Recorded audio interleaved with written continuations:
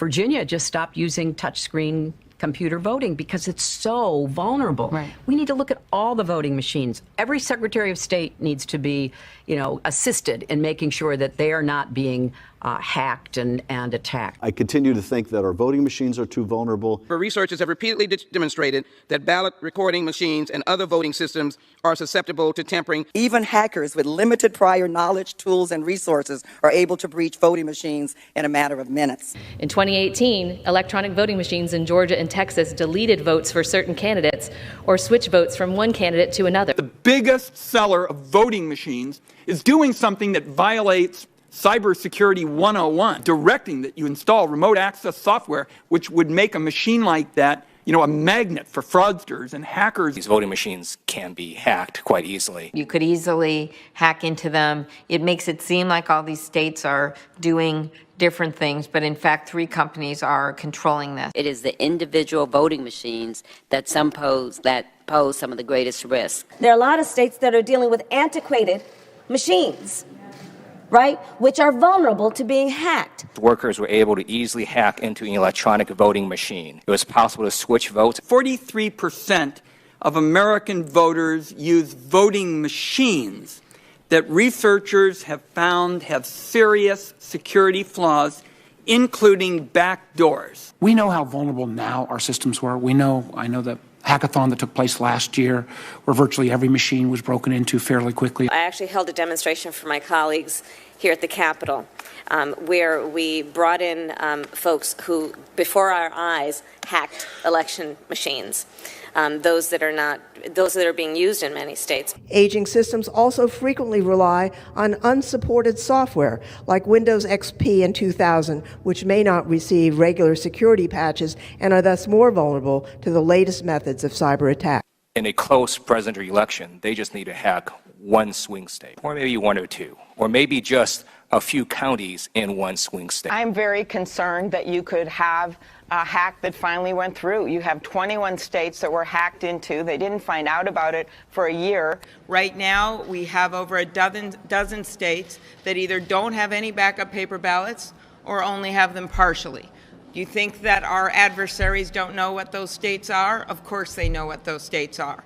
And if we have a close election, in the general election, in a presidential race, and one state's outstanding, and their ballot boxes gets hacked into, their elections get hacked into, we will have absolutely no backup. Stalin was unconcerned about the vote. After all, he explained, he said that who voted was completely unimportant. What was extraordinarily important, in his words, was who would count the votes and how. It is time to put politics aside and come together to secure the future of our election. So whether you're a 4-star general, a 4th grade teacher, or a computer engineer at Foursquare, this is an issue that unites us. In at least 40 states, elections are carried out using machines that are at least a decade old, and like any technology, they're susceptible to increasing failure with age. Some state officials have had to turn to eBay to find critical components like dot matrix printers, decades-old storage devices, and analog modems. Aging systems also frequently rely on unsupported software like Windows XP and 2000, which may not receive regular security patches and are thus more vulnerable to the latest methods of cyber attack. In 2016, state election websites in Illinois and Arizona were hacked by intruders who installed malware and downloaded sensitive voter information. It is worth fighting for integrity in our election system, which means that they are free from interference by a hostile or an unfriendly nation. Let's put the resources into upgrading the state's elections systems. Because what we know is this, there are a lot of states that are dealing with antiquated machines, right, which are vulnerable to being hacked. I sit on the Senate Intelligence Committee and Senate Homeland Security Committee. And we receive all kinds of information about the vulnerabilities to our national security. We are vulnerable in terms of foreign interference with our elections. It's my understanding that some of the election system vendors have required states to sign agreements that prevent or inhibit independent security testing. There's a saying that I'm sure many of you have heard, which is the difference between being hacked and not being hacked. is knowing you've been hacked. And they are still looking for ways to steal information about voter registration, for example. There are some tax experts in Silicon Valley with whom I have met who say that, maybe what they'll do this next time is to really disrupt the actual election, shut down the servers that you send results to, interfere with the operation of voting machines, because still too many of them are linked to the internet. So we are still very vulnerable. I mean, I can tell you, in Virginia, when I was governor, I had to replace all the machines. Because I remember when I first voted, when I went to Richmond, moved down as governor, I remember I kept voting in the Senate race, kept voting for the Democrat, Republican name kept coming up. 3 times that happened. What do you mean kept coming up? So, we had the touch screens. I was voting for Mark Warner, our senator, and Ed Gillespie's name would light up. Happened to me 3 times. Finally, the 4th time, Mark's name, and I quickly hit vote, and I got out of there.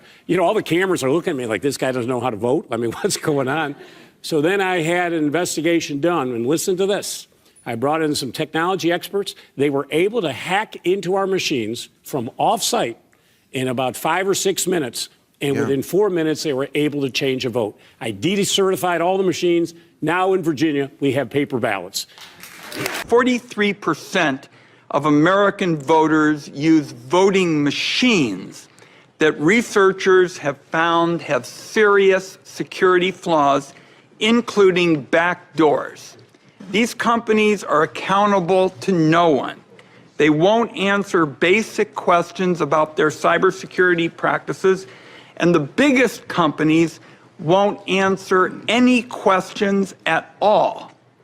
5 states have no paper trail, and that means there is no way to prove the numbers the voting machines put out are legitimate.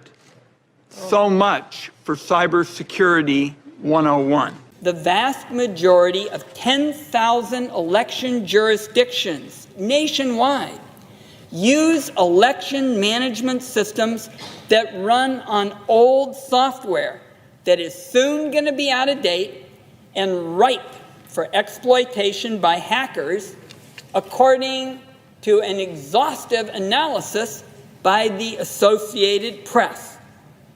Pennsylvania, Wisconsin, Michigan, Florida, Iowa, Indiana, Arizona, and North Carolina, among others, are all at risk. Even the state of Georgia, which just passed legislation to buy new voting machines, is on track to buy equipment that suffers from this significant cybersecurity weakness. Let's say the election is decided by a small percentage, and people in America don't think that the election was fair. The effect that would have on our 200-year experiment in self-governance, our democratic system would take a real hit. Our elections weren't secure last week, and they sure as heck aren't secure this week.